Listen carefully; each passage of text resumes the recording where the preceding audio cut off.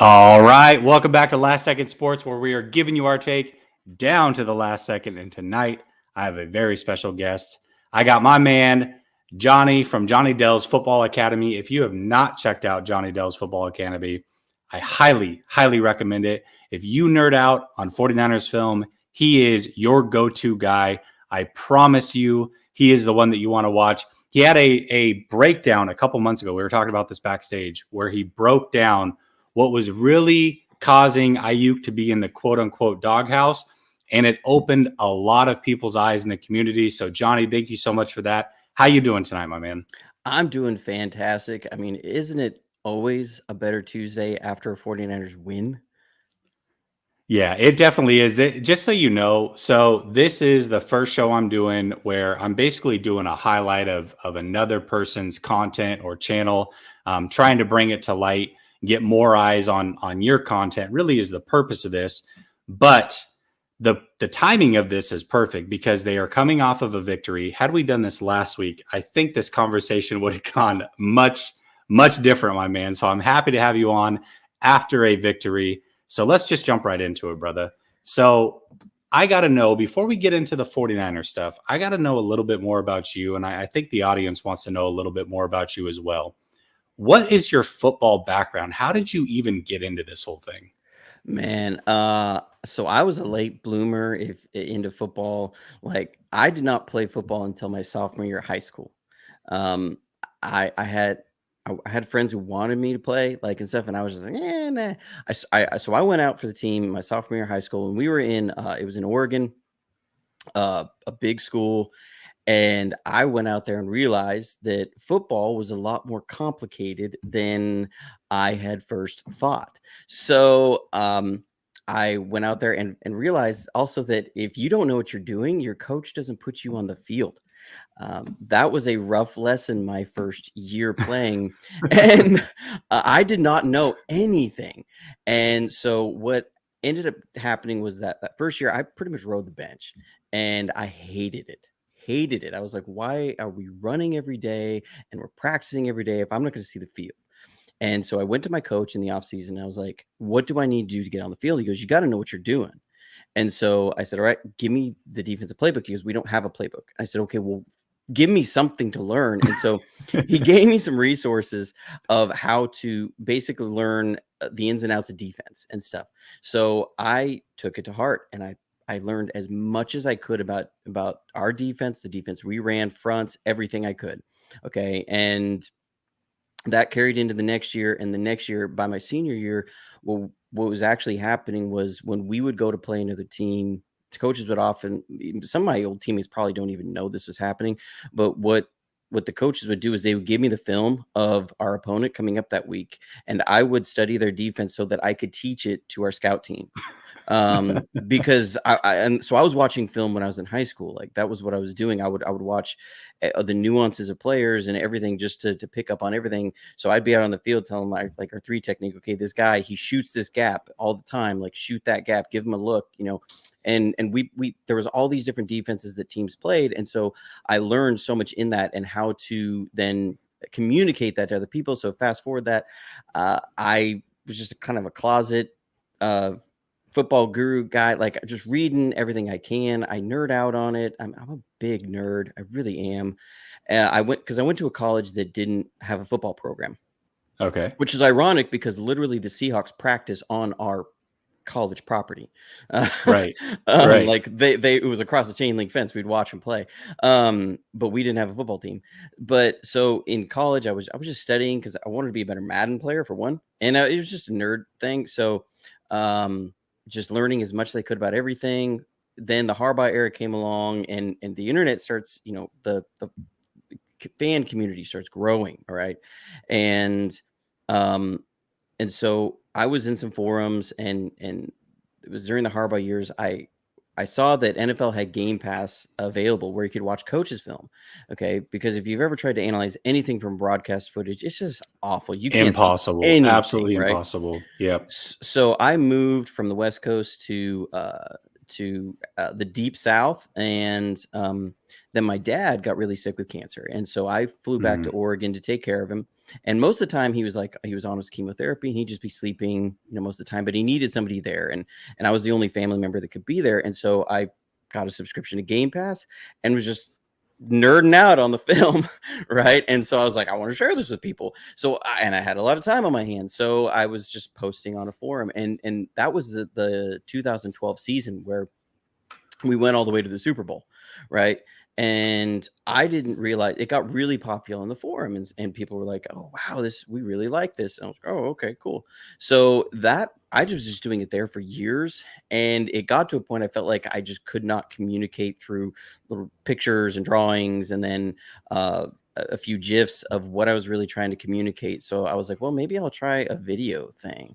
So it was 2000, the off season of 2019. I started putting out some videos, and they were like, I mean, super basic. They're still up on my channel, and I'm almost embarrassed by them. Like, okay, No, the but production. leave them up there. Leave them up there, Johnny, because Yeah. I'll tell you what, I was telling you the story behind the scenes of what happened to our channel. And, that was like one of the things we started in February, and it hasn't been that long. But if you look at the very first couple videos we put up versus what we've got now, like just production wise, cadence wise, how we work through a show, all of that, it's night and day, man. And it's actually really cool to go back and watch it. So keep that up for yourself. I mean, that's just one of those things like, hey, this is where I started from, and look at it now. So Right. I would say keep it from the going. bottom. Now we're here. Yeah, now we're here. Exactly. But so when I started the YouTube channel, it was literally just to make it an easier way to present what I was trying to do. I thought I was going to get like maybe 200 people watch, like maybe. Yeah. And then during the summer and into that season, it started taking off, and I was like, okay, this is, people actually are interested in this. And I've tried to find my lane. I just try and be me on it. Yeah. I'm a nerd, and I like to teach and explain things to people. So that's the crux of my show. Is I'm not trying to create a hot take. I mean, the Ayuk video was one I was just trying to look at the situation, and I guess it created some stuff. But I just try and be me, what I see, and explain things in a way that's palatable to most people. Because I mean, when you start looking at some of this stuff, yeah, you can rattle off the play names and all this stuff, but people are going to be like, it's literally listening to a foreign language. And so it's like, okay, are we trying to just show people that we've memorized some plays in a playbook, or are we trying to communicate what's actually happening in the games? And so the tagline at the beginning of my show is always trying to answer the whys and hows of the game, because that's what I'm most interested in. Why did we win or lose? How did we win or lose? What was the story throughout the game? What was the meta overall story? Sometimes it gets boiled down to, okay, our quarterback played well, our quarterback didn't play well. Well, there's 21 other guys that are starting on the team. There's more to the story than that. And there's a head coach going against another head coach, and we're talking about two geniuses of football going against each other.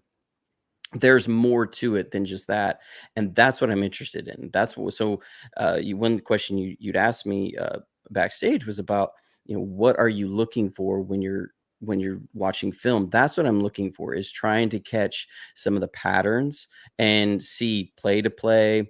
What is the chess game here going on? I mean, not just does our quarterback or does our coach trust our quarterback, but how is like Kyle Shanahan going after Bill Belichick? That's fascinating to me, right? And how is that cat and mouse game and that going back and forth?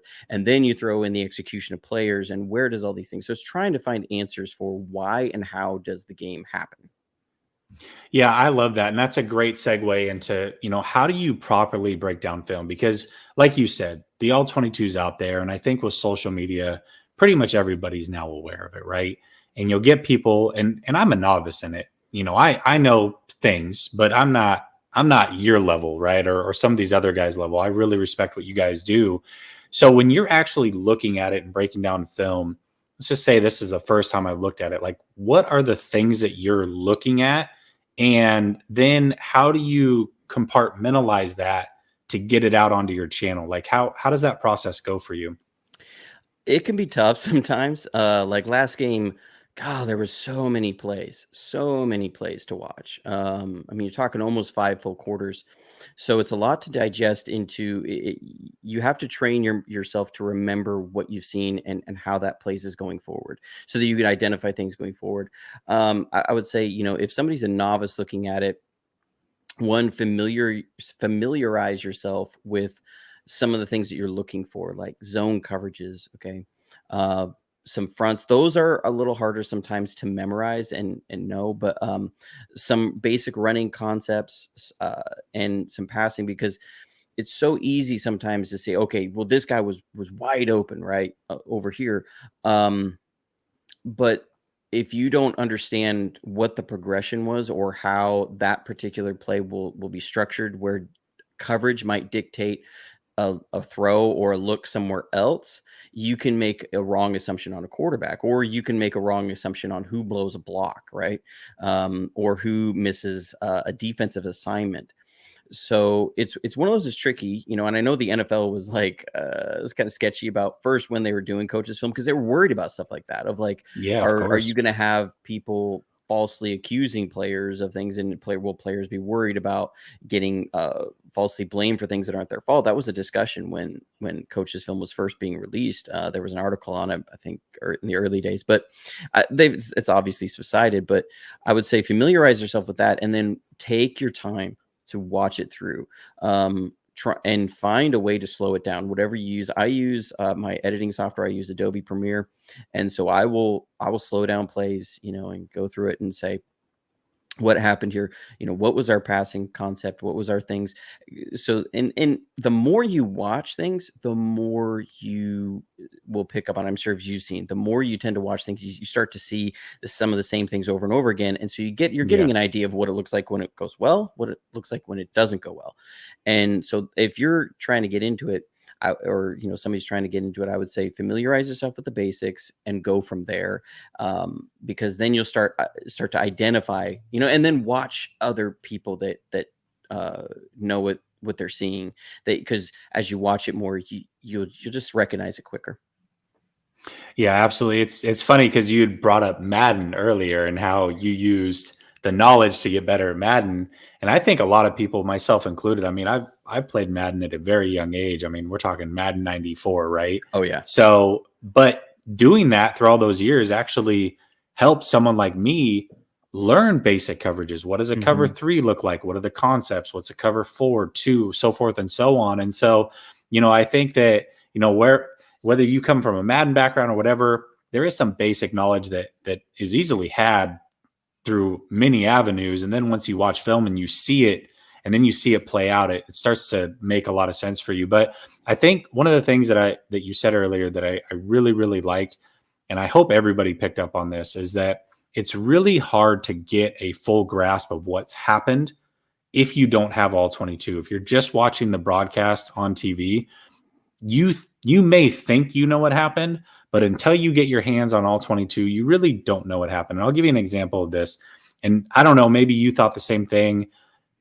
I don't even know if you've gone through the film yet. I assume you have, but Yeah.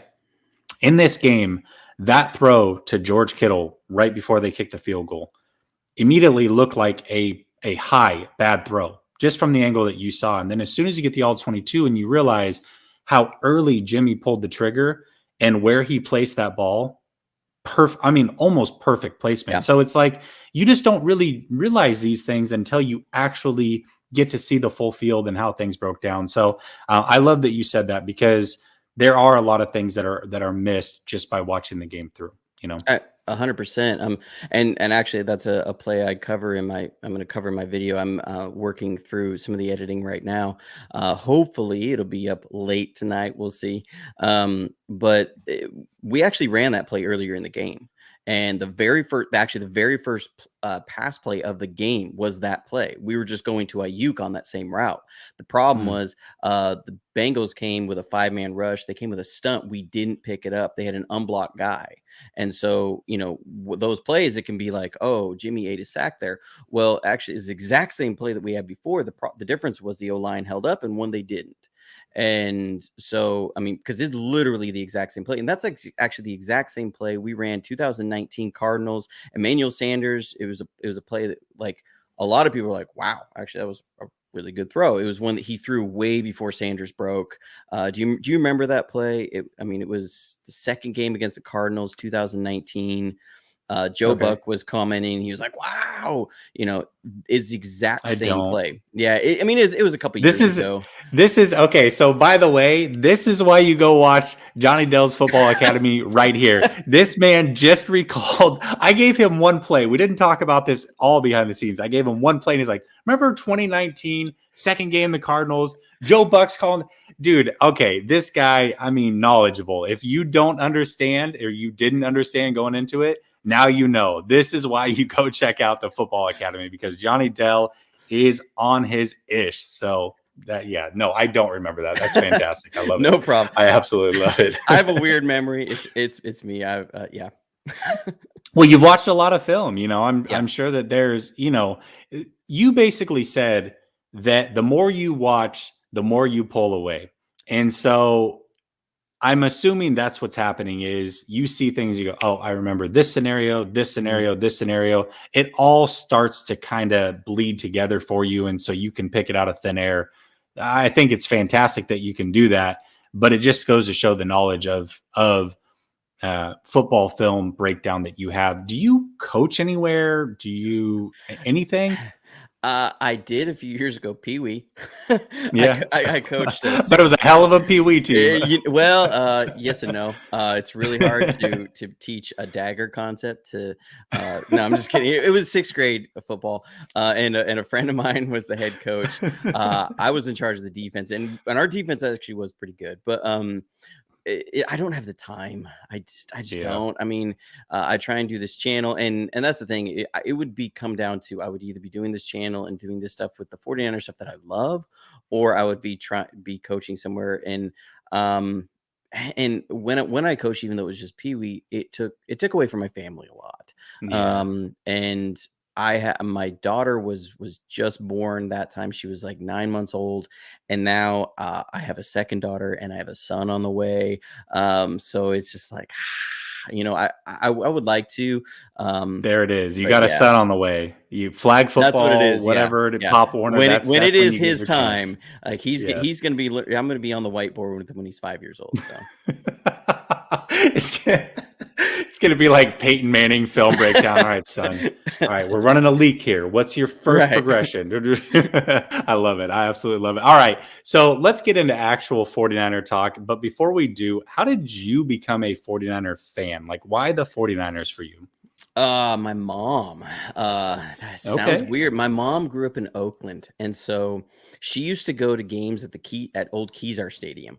All And right. and so she was a 49ers fan all through the 70s and 80s. And so I grew up watching Joe Montana and Steve Young. Not as much Joe Montana. I mean, I was born in 84, so the 89 Super Bowl, I was 5 years old.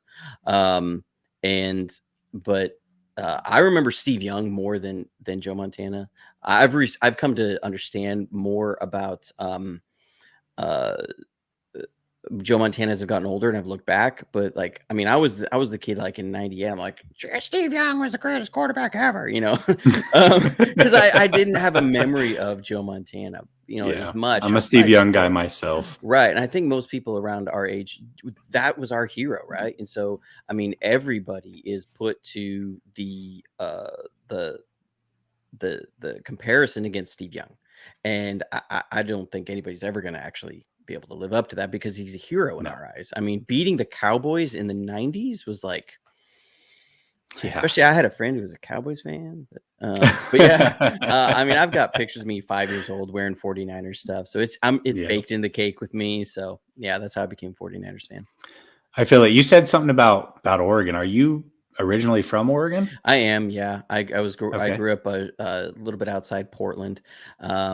And then I lived in Seattle, I lived in Seattle for 4 years, lived in Olympia, Washington for a few years. I've been to a number of games at the field in Seattle. First game I went to, it was actually Quest Field, and then it was Yep. Safeco Field. Not a lot of fond memories there. I was there one of the last times we won in Seattle. I think it was the third time ago. It was 2011 Christmas Eve, Harbaugh's team. We beat the Seahawks in Seattle. I was there, and it was glorious. Got flipped off by some I old bet. lady. It was amazing. Like, yeah, I'm serious. She was like 65 years old, driving away, just flipping me the bird.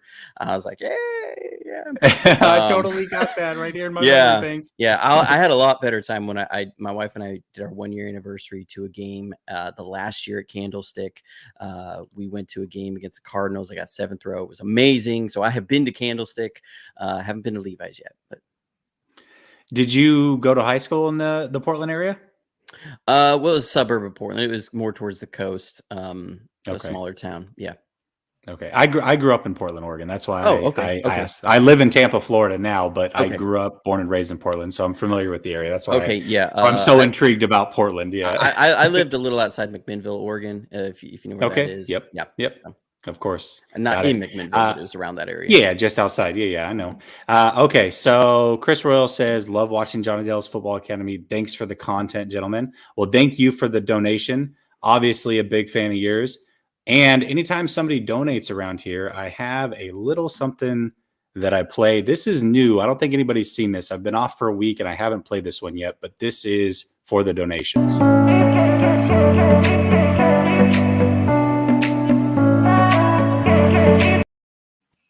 So I appreciate you, Chris. I have another one too. Maybe we'll get to it tonight, but I always do a little dance. I appreciate everybody who donates. All right, let's get into some 49er season thoughts. So they obviously just came off of a win. And as you know, Jonny, this season has been the ultimate roller coaster. I mean, emotion after emotion. Every bad word that could come out of your mouth has come out of my mouth towards the 49ers at some point during the season. And just when you're about ready to give up, they pull you back in. So what are your thoughts just as a fan about this season so far? I know it's a broad question. You can go anywhere you want with this one, but are you or aren't you? I mean, that's what it feels like. Like, are you for real, or are you legit, or are you not? It's they can win. Yeah, I am wearing a Frank Gore jersey there, Jamal. Some friends got this for me who were Seahawks fans, so they were true friends.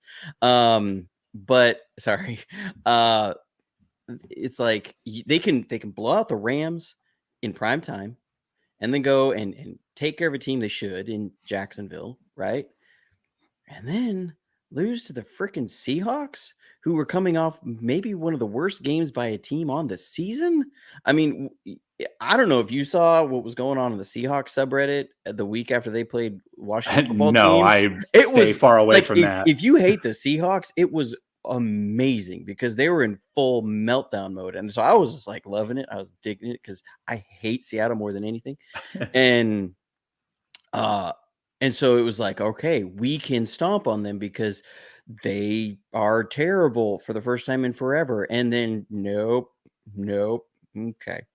And then when you're ready to just say, screw you guys, I'm out. Like, this is ridiculous because I do not handle Seahawks losses well. I just don't.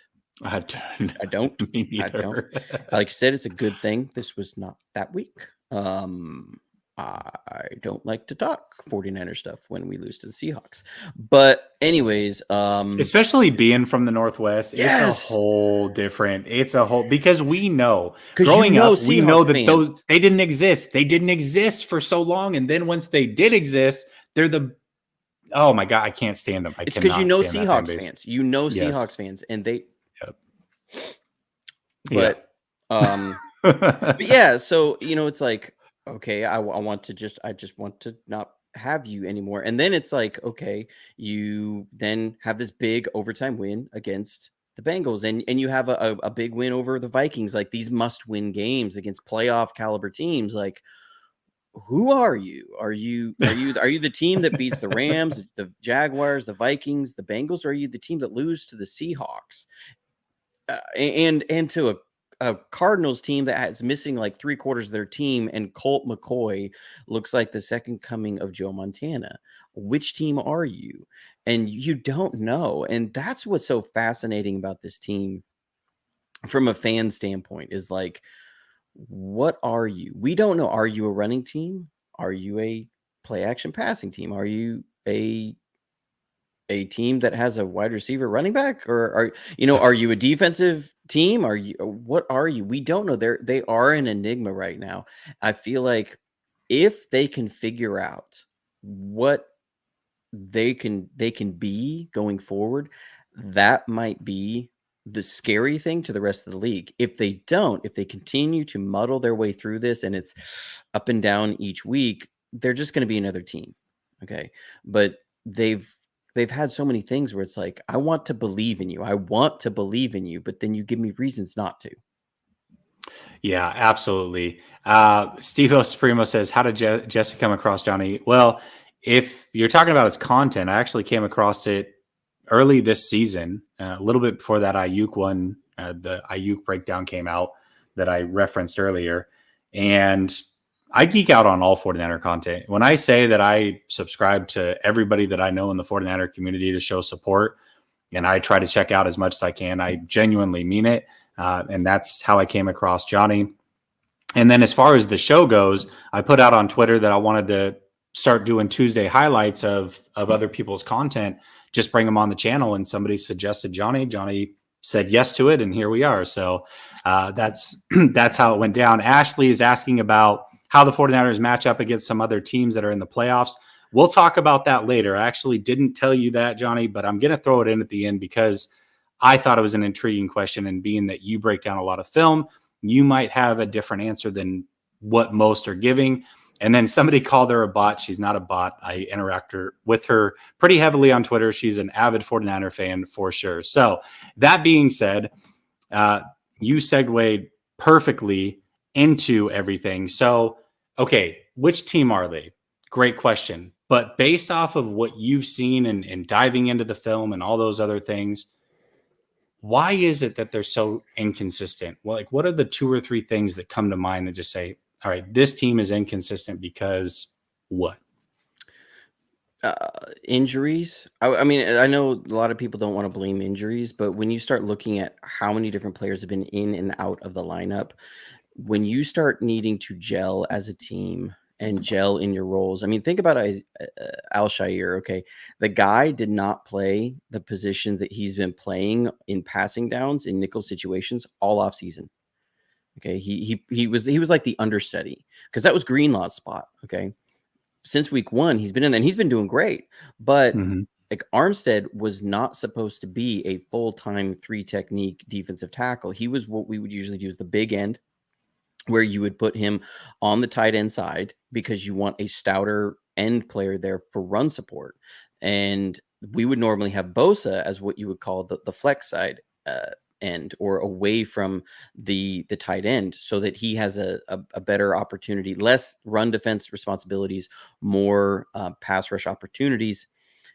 And that's what we did 2020. That's what we did 2019. And it was to great success. Armstead would start base downs on the end, and then he would move inside with Buckner. And the idea was to do that with Kinlaw this year. And then, Kinlaw was up and down, and it wasn't until Kinlaw was done for the year that they said, okay, we need to solidify that 3 technique spot. DJ Jones is great in base down, but the 3 technique spot was a very weak spot. And that is a very crucial role to your run defense. And that meant that Bosa moved over to big end. And that meant that Ebukam came in Bosa's spot. So you actually had 3 guys playing, 2 guys playing out of position, and 1 guy who was a situational pass rusher becoming an every down player. And that defensive line took a little while to gel. And while it was unsure about Kinlaw, it took some time to gel. And our defense did not look good the first number of weeks, right? And you Right. have corners coming in and out. I mean, Diamador Lenore was playing against the Packers, like starting. That was not the plan going into the offseason, right? No, Like that no. was I don't think Kyle was sitting there going, this 5th round rookie would really be the guy to shut down Devontae Adams. Let's do that. Like, so, I mean, you've had so many players moving around in different places, Hafunga coming in and playing, and now we're going to these dime packages a lot with a safety playing as a second linebacker a lot. That's all stuff that has been changed on the fly during the season. And then you look at the offensive line and the running backs. I mean, our wide zone takes so much repetition to get down. It's constantly you're constantly doing it. The fact that Elijah Mitchell has the success he's had with his short time in this system is a huge testament to him. But you could see, like, when Mitchell wasn't there, when Wilson wasn't there, when Mostert wasn't there, we had no running game. And this offense is based upon the running game. Kyle wants to run the ball. He drafted Trey Lance to run the ball. I mean, people will say it's about throwing the ball downfield. I don't think Kyle wants to throw it deep as much as people think he does. I think he wants to run the ball. If he could run the ball 60 times a game, he would run the ball 60 times a game. I mean, every week, because if you can run the ball 60 times a game and put up points, then you will beat everybody. Like, that's just that's football. Yeah. Like, that is almost a guarantee. If you don't turn the ball over and you run 60 times, you're going to win. Okay, so he wants to run the ball, but when you're down in your running backs, like, so there's been offensive line issues. There's so much movement through. We haven't gone 2 weeks with the same starting lineup anywhere. So I would say that's where a lot of the inconsistency falls. It's easy to just say it's on the quarterback. And Jimmy Garoppolo has given a lot of people, he's, like I tweeted out the other day, he's proven everybody right. Okay, at some point, he's proven everybody right. Like, if you love him, he's proved you right at some point. If you hate him, he's proved you right at some point. If you love him, he's proved you wrong at some point. And he does it in back-to-back plays, which is crazy, right? All the time. So it's easy to go there and say, well, because and I think the fan base is divided so much over the quarterback. It's kind of fascinating. We have more animosity to each other about our quarterback than we do other teams. Like, it's like, wait a minute, I thought we were supposed to trash talk the Seahawks, like, not each other. What is this? Like, okay, but so I think there's so much that's come in and out off that with the lineup and personnel changes. And again, everybody's had to deal with stuff, but we have had so much shifting around in core things of our identities. Our identities are stop the run and run the ball. And those two places, the personnel in those two places, those are the places we've seen the most inconsistencies to our personnel. And I think that's what leads to the team being so inconsistent. Yeah, absolutely. I'm going to talk about the Jimmy Garoppolo thing here in a second, because I do have a take on that one. But Barry, a baller, says Arden Key is really good on the interior and passing situations. He actually he has his own YouTube channel. He did a breakdown of Arden Key during the offseason when it was questionable whether he was even going to make the team, and just talked about, why he was much better than what stats would show and all that. So he's been on the Arden Key hype train basically all off season through now. Do you agree with this? I do. I was kind of high on Arden Key coming out of college. He went to LSU, I believe. And so, being here in Alabama, we've seen him up close. I live an hour and a half away from Tuscaloosa. So, I'm pretty familiar with Roll Tide, or as we say in Alabama, Roll Tide. Arden Key, you know what it reminds me of is the old what the Giants were doing in the early or late 2010s, early 2000s, when they were doing, like, they would have their NASCAR package where they would have 4 defensive ends in that. He adds a great versatility, because we like to play what's called a plugger role in passing situations, where you have one of your interior defensive line won't necessarily rush the passer. His job is to occupy a center and guard and give everybody else one-on-ones. And then he's the last line of defense if the quarterback tries to run. Okay. We've had DJ Jones in that in the past, and DJ Jones, I like him. He's not the guy you want running down Kyler Murray. Right. Arden Key has a lot more speed in that role, and he's been able to prevent guys from being able to step up and go, and then also offer us a lot of flexibility for stunts and things. So, he's been a really good addition in those passing situations inside. Yeah, absolutely.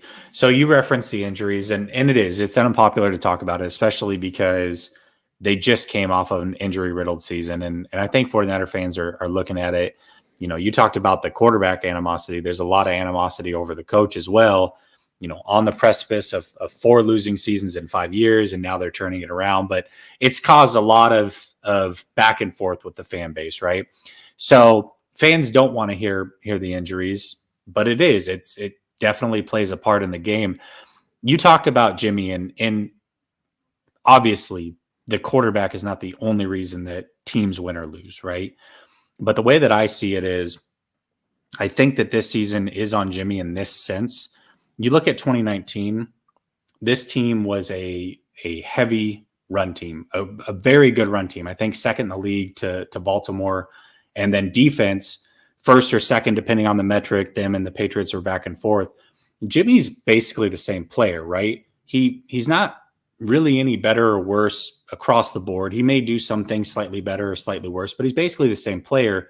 But this season's on Jimmy in the sense that it's not his fault that they don't, that, why they win or lose or whatever. But this team is only going to go as far as he can bring them because they are not dominant as far as a defense goes or a run game goes. So it relies on him a lot more than what it did in 2019. And so I think that you see these inconsistencies, and we talked about Jimmy G.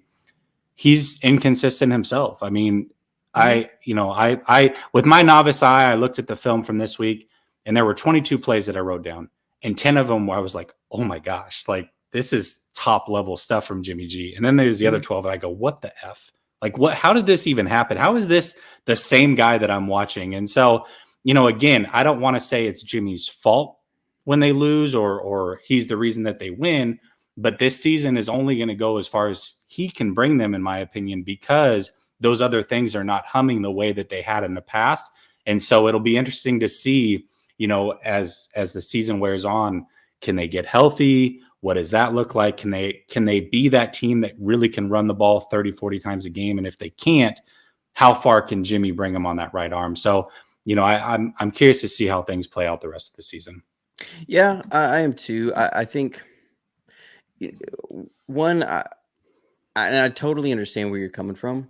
I guess part of me goes, yeah, are we comparing him to like the kind of system that Tom Brady runs, the Chiefs run, that even the Rams, because Rams throw just a lot more, or the Cardinals run, or the Packers, they all throw a lot more. That's their identity. I mean, our identity is running the ball. I mean, Kyle Shanahan just had a press conference yesterday where he talked about that he felt like early in his career he threw the ball too much and it caused too many turnovers and it caused them to lose games. He said that when he was in Houston. He goes, we threw the ball too much. And he goes, so as I've gotten older, I've learned I need to run the ball more. I need to limit shots. I need to limit chances.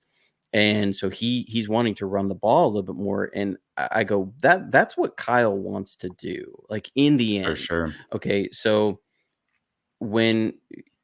if we're going to say, okay, at this point, if we're going to go into like play a team in January and we can't run the ball and we're going to say, okay, Jimmy's got to beat him. Is that really fair to Jimmy to say, okay, I mean, I'm not saying that, you can't expect a quarterback to deliver. He's getting paid a lot of money to deliver. Okay? Yeah. So, and he's a starting quarterback in the NFL. He's expected to deliver. At the same point, we're not a team built to throw the ball. We don't have the role player receivers like a Tampa Bay has, where they have guys that can do anything and everything across the board, right? I mean, you can attack any kind of pass defense, like whether a team's a good man coverage team, they have guys that can do that. You got big zone teams, they got guys that can do that. Okay, you got teams that mix it up constantly all the time. You got guys that can do that. Okay, they have big, tall guys. They got guys that can go against that. You got small, fast guys. They got guys that can go against that. Okay, they're built to do that because, well, they have Tom Brady for one, but they were even built before Tom Brady. Because that was just how for sure. Bruce Arians wanted to do it. Okay, he wants to throw the ball deep all the time. He wants to be aggressive. But just look at Jameis Winston's stats. Right, I mean, incredible stat line, right? As far as touchdowns and yards and all that. But then just a don't lot look of at the interceptions. Yeah, of course. And so I go, yes, it will depend on how far Jimmy can go. But if we're asking him to do that, I don't know if that is really what this team is meant to do. And so this team has to play. That's asking the team to play left-handed, not just because, and I don't think it just comes down to Jimmy Garoppolo. I think because I think what gets lost in there is that Kyle only wants to run because of Jimmy Garoppolo. Kyle wants to run because Kyle wants to run the ball. Okay, I truly believe that once Lance is starting, you're going to see just as many runs. Like Kyle will want to run the ball 30, 40 times a game, and you're going to see more quarterback runs. That's what you're going to see because he's now going to be able to add things to the running game. But the overall offense is going to be mostly the same. I don't think we're going to change it big time. You're just going to see trying to attack more areas of the field with the run game and cause more issues. So then the reason I've pushed back on that with some people is because I think it sets up an unrealistic expectation for Trey Lance. And I worry that the same thing that's going on with Jimmy Garoppolo will end up with Trey Lance. And, because where it's, the people are going to say, well, it's because Trey Lance is so raw. If next year he's the starter, which it most likely will be, it's going to be, well, Kyle's hiding Trey Lance. Like I see those headlines coming. Oh, for And sure. so it's like, well, I really think it's more just this is who Kyle is. He wants to run the ball. So if we can't do that, I don't see us going very far. And that's not necessarily a knock on Garoppolo. I mean, I don't know if he really is the guy that you're going to put into an offense and say, we're going to throw it 40 times a game and spread it all around. I think he would put up really good numbers doing that. And he would do pretty well. Is he going to get you over the hump on that? He's not one of those top 5 guys. He's just not. I mean, he's not Tom Brady. He's not Patrick Mahomes. He's just not. And that's a high bar to set. Will Trey Lance be that? Maybe. We don't know. But I would prefer Kyle run the ball and just stomp on everybody and we win. Like, that's where Yeah, I'm I think, you know what? I agree with you on the Trey Lance thing. And this was, obviously we've gotten into the whole quarterbacks thing. So let's just peel it all the way back. I mean, it's the number one thing. It is. So we have to talk about it. But so, my whole stance on Trey Lance was you've got a 4-year window where he's cheap. Okay. Mm-hmm. So you really, in my opinion, you have 3 years if you played him this whole year to where you could really try to possibly win a Super Bowl. And because he's going to need at least a year to develop. And then my other thought was if they play him early, it's not going to look the same as far as he's not going to make a lot of the throws that Jimmy makes. I know we bag on Jimmy, and I definitely bag on Jimmy my fair share, but Jimmy does make some throws and some anticipation throws that Trey Lance just is not going to be ready for. He's a rookie. You shouldn't expect him to be ready for those things. But because the 49ers run the ball so much, that is their number one thing. Trey Lance actually helps them do what they want to do most. So they would be okay while he's trying to learn on the fly. That was my whole argument, right? They've obviously gone a completely different direction. There's no point in harping on it too much now, but I agree with you in the sense that they're going to run the ball a lot with Trey Lance. And if you watch Trey Lance film, I know that he has a big arm and all these things that, a lot of people want to say, oh, Josh Allen and what. It's not that, because the way he plays is actually pretty risk-free football. He favors checkdowns a lot more than what you would like to think, right? For a guy that has that big of an arm, he's not just winging it all over the field, going crazy. He's very safe with the football. And so you may see a lot of checkdowns from him, breaking the pocket instead of running and trying to go crazy. He'll just take a dump off because that's inherently how he is. He's big, strong, athletic, has all the physical tools, but mentally he plays it very safe. And I don't think that's a bad thing, but I think that's what you can kind of expect from him going forward. Is that what you see from Trey and kind of expect from Trey as well? Yeah, I mean, for the most part, I mean, you look at probably why he was drafted. It has to come down to his running. I mean, if Kyle wanted just a pure pocket passer back there to just run a passing offense, then, I mean, I know this is like the one we do not speak of, but it would have made more sense to have Mac Jones. I mean, I watched a lot of his games in college. The guy can spread the football around. Okay, he's not a great athlete. He's not a flashy quarterback, but New England is staring at a possible number 1 seed with the guy. If that's what Kyle wanted, that's where it would have gone. He wanted a guy who could, 1, play from under center, 2, add something to the run game. Okay, Trey Lance can do that. And if you look at the quarterbacks that can add something to the run game and play under center and isn't going to be just, risk it for the biscuit, that was Trey Lance. Like it checked all the boxes. And so, I agree with you. I think it's going to be a very run heavy game. I hope for his sake that the offensive line plays a whole lot better than they have for the last 5 years, 5 seasons going on now. I don't know why that is a point on the team that they just cannot solidify. I mean, and again, it comes down to Kyle wants to run the ball. Okay, if you look at at 4 of our 5 offensive linemen, if you were saying running the ball, you say, yeah, I'd go for those guys. I don't think there's a quarterback around the league who's sitting there saying, I want to play behind Mack, Brunskill, and Compton. Like, is there I any agree. quarterback around the league that's sitting there going, yes, these guys, I would feel safe as a baby behind these guys? No, like nobody wants these guys pass blocking for them. Okay.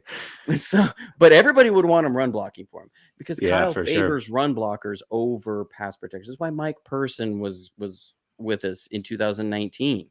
Okay. Trent Williams is that one like amazing football He's just freak that can just do everything amazing. But other than that, I mean, they're all run blockers. That's what they are. And so I hope that we can give him a little bit more protection, or else I worry for him. You got to protect the franchise if he's a franchise. Absolutely. Kevin is like the 4th person in the last few minutes that says he is subscribed to your channel now. If you have not done so, the link is down in the description. Very easy. Just click on it. Take a second. Go subscribe to his channel. Again, it's not going to be, this back and forth talking. He is, in his own words, a football nerd, and he is going to give you all the nerdery that you want as far as film breakdown. It is a fantastic watch, a must watch. And if you really want to know what's happening in these games and become a smarter fan, I highly, highly recommend checking out his channel. So make sure that you do that. Okay. So we kind of talked about what's happened leading up to this point. What are your expectations now that you've seen some of this play out, knowing that we've got the Falcons, the Titans, the Texans, and the Rams? What are your fan expectations as this season wraps? My fan expectations are to win out. I mean, my fan expectations are that we're going to win 8 in a row. I mean, if you aren't believing that, I need you to walk to a mirror or to put the camera reversal on your phone and look at yourself and say, I am a fan. I still believe. Like, we will believe until we cannot believe anymore. Okay, when the clock hits 00 and we are out for the season, that's when you can, we can throw up our hands up in the air and say, well, if they had.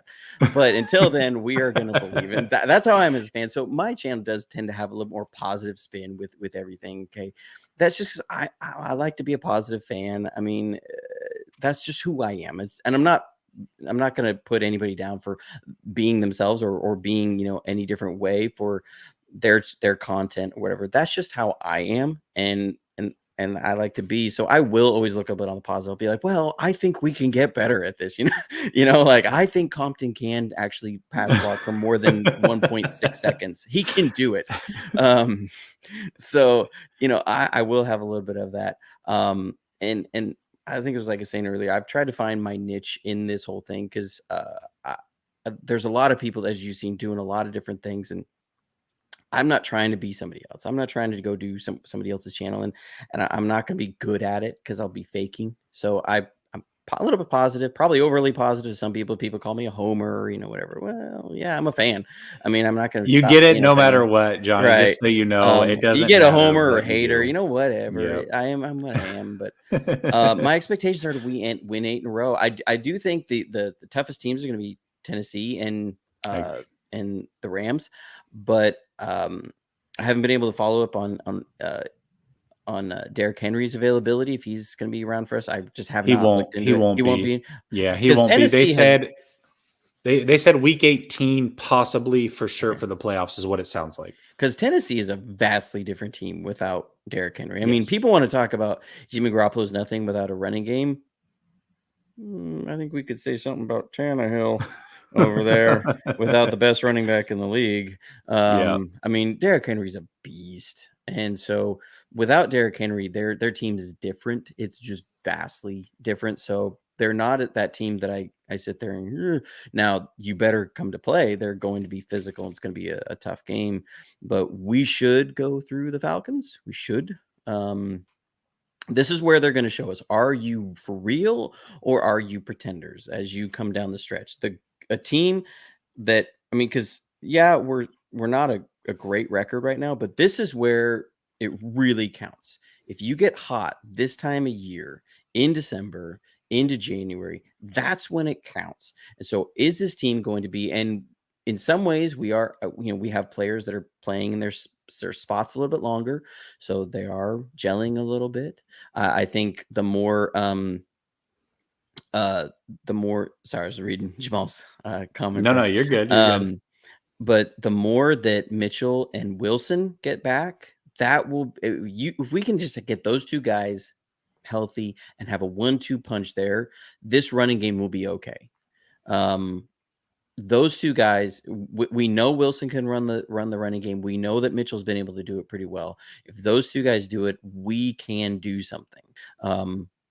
Questions at the cornerback spot, but as to me, that's be up the defensive line. Can they step up in going into the playoffs? I do believe that we will make the playoffs. I mean, that shouldn't be a question at this point. Like, No, we it shouldn't need be. to make the playoffs. But my expectations: win 8 in a row, man. I love it. I absolutely love it. Jamal says the only reason Tennessee gives me pause is because we play them on a short week. Yeah. I mean, No, they play us on a short week. That's it. Okay. I actually, it's funny that you say that because that's kind of where I was going to go with this. So when you looked at Tennessee at the beginning of the season, you're going, that's a scheduled loss. Like, it just is. Mm-hmm. The way it fell, cross country game, short week against Derrick Henry. I mean, that's talk about a tough task. That's it right there. That's a scheduled loss. However, now I think the rules are reversed a little bit because Henry will not be in that game.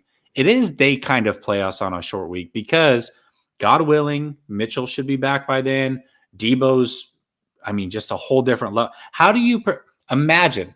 Just imagine being a defensive coordinator and preparing for Debo Samuel and George Kittle on 3 days.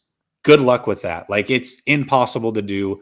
Teams are having a week or even bye weeks leading into trying to figure out how to do it, and they can't do it. So you think Tennessee on 3 days is going to figure out Debo Samuel and George? No, it's not going to happen. So I tend to agree with that. What was once a scheduled loss, I think, is a very winnable game now because Derrick Henry's not there and because Debo has turned into just an amazing football player. Kittle was already that.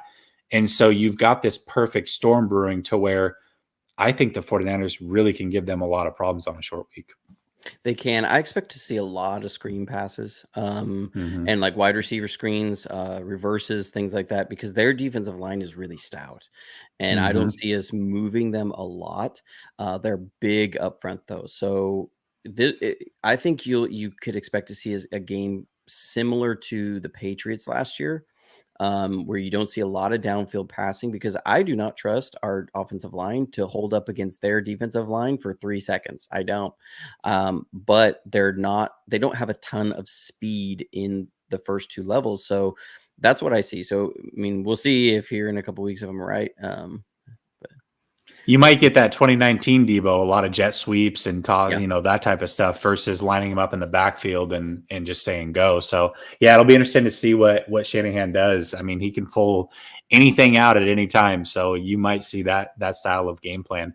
Well, let's end on this one. And somebody had asked this earlier in the show, but playoff matchups. So we do expect the team to make the playoffs. And now we're starting to look at it. We see teams like the Cardinals, the Packers, the Rams, Cowboys, Tampa Bay. That's going to be, that's probably the teams that we're going to look at playing in round one. Which one and how it falls, I don't know. But just looking at it stylistically, what team, if any, are you just like, hey, I do not want to play this team? And is there a team that you're like, if we get a chance to play them, I'm very, very happy about that matchup?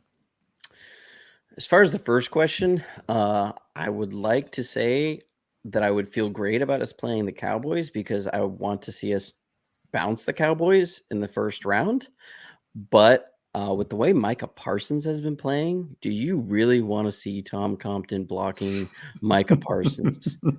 I mean, that's just like strip sack city. So I don't know about that. Same thing with Tampa Bay. Do you want to really see Shaq Barrett going against Tom Compton? Or Ndamukong Suh going against Alex Mack? I mean, Mack's been really good in the run game, and he's been good for setting up protections and stuff, but he hasn't been the stoutest player. So No. And Vita Vea is a whole different problem that Yeah. you don't want. Yeah. Right. So I'm sitting there like, I don't know if I want those two, but at the same point, I'm also saying if we get to the NFC Championship game against the Packers, we're guaranteed to win because, the NFC That's what we Championship do. game is always about who beats the Packers to go to the Super Bowl. I mean, Right. the Packers can't make it past the NFC Championship game. It's like a golden rule of football right now, for like the last 10 years. So it's like, well, save the Packers for that game. I mean, because then you can just write it off and go chalk it up. You're going to the Super Bowl. Yeah. I mean, while the last game against the Cardinals sucked, the first game we played against, we played pretty competitively, and I feel like we match up fairly well. I mean, because the second game, you start looking at, well, we were moving the ball, we just had some fumbles.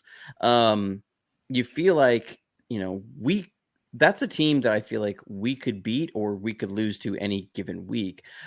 They're not the bane of our existence like Seattle. I feel like we match up similar to the Packers, that it's going to be a competitive game no matter what. And it's going to be, we could either beat them or, I mean, we've been tight with them for the last 3 years. So, I mean, our horrible team last year beat them. So it's true. I mean, so it feels like we could beat this team. And I don't like with the state of our defensive backfield. I don't love the idea of going against Chris Godwin and Mike Evans and Rob Gronkowski. That just does not sound like fun to me. Our defensive line would have to play out of their minds to play Tampa Bay. So don't forget, I mean, we'll see what happens with Antonio Brown, but if he comes back, I mean, good luck. So Robert, I appreciate the belief that we would destroy Tom Brady. I think his 7 rings would say maybe otherwise, but maybe Trey gets hurt so we can be competitive. You be you, man. It is hard to win in Lambeau. But if you're going to play on the road in Lambeau, that's about running the ball, right? Like you're going to want to run the ball in Lambeau. And the Packers, when we played them, I mean, we were 37 seconds away from beating them in week 3, and we did not have a running game at all. Okay, so Juszczyk took the first snap at running back, if that was any indication of how. I mean, I think we ran the ball 8 times all game, and and our longest run was like 12 yards, and that came because we opened it up with a screen pass, and then we ran the exact same play and just handed it off. Right. But so I would like to see us play the Packers a little bit down the road and hope that maybe like the Vikings could somehow beat the Bucks, and then we play them. I mean that's what I hope for. Right? Yeah. But as far as first playoff matchup, I would take either the Packers or the Cardinals. That's where I would go. I just don't like our line matchups with the other teams. Yeah, I'm with you. I mean, Dallas, I don't have that healthy fear of Dallas for some reason. And maybe it's because one of my co-hosts is a Dallas fan, and so I'm just not willing to give in. But you're right. Parsons is an absolute monster. That's tough. So to me, as much as I would like to see him play Tampa Bay, because that stadium is about 20 minutes from where I live, and I would love to go to that game, that's the one matchup that I'm saying we don't want any part of that. Like, just matchup wise, I think there are teams that can beat Tampa. I just don't think, I'm not saying that they can't beat Tampa, but the likelihood of that happening is very, very slim. So that's the one team that I really want to avoid is Tampa. Outside of that, I think Arizona, no matter how you slice it, beating any team 3 times in a season is extremely tough. And Arizona's already beaten the 49ers twice. Both of those games could have been won by San Francisco. So I think San Francisco definitely can win that one. I look at Green Bay. You're right.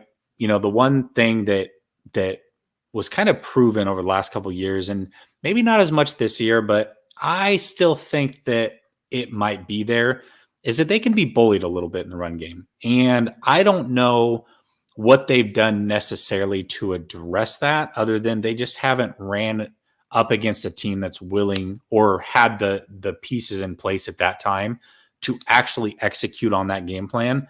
And so I think the 49ers with Mitchell and Debo and Jeff Wilson, I think they could bully the Packers a little bit in that scenario. And so I'm not afraid of them. Dallas, again, I want to stay away from Parsons, but at the same time, I think that we could probably run the ball on them as well. So just for me, Tampa, that's the only one. Outside of that, I'm good with any one of those matchups. Obviously, we didn't talk about the Rams. If that somehow happened, we know we're not afraid of the Rams. It's a divisional game. They're a good team, but they can be beat. So yes, for me, it's just the Tampa Bay Buccaneers. Yep. All right. Wholeheartedly agree. Absolutely. So this is going to wrap us up, Johnny. I appreciate the hell out of this show. I want to make sure again that for anybody who has not subscribed, if you geek out on 49er content and you want to know the real reasons why the 49ers won or lost a game, and you want some good film breakdown, Jonnydel's Football Academy, the link is down in the description. Make sure that you go subscribe to him, show him some love, because he does fantastic work over there. And I will guarantee you that if you go over there and you watch one thing, you're just going to go down a rabbit hole, because he keeps you engaged the whole time. He is very positive with his breakdowns, but he does it in such a mild-mannered. I'm trying to think of how the best way to put this. He basically doesn't make you feel stupid when you're watching it, right? No matter the level that you're coming in at, you can pick up on what he's talking about, because he puts it into such easy terms for you to understand that anybody can pick up on it. So I highly recommend checking out his channel. The link is down in the description. Is there anything else that you want to plug, Johnny, before we get out of here? I just want to say thanks for having me on, man. I love cross-pollinating and being able to interact with other creators. I mean, we all flourish when that happens, and the fans get to see multiple things and hear different voices. And so, man, it's awesome. Absolutely. Well, I would love to do it again sometime, Johnny, if you are down with it. Maybe if we get into the playoffs, we can talk about that matchup, whatever it is.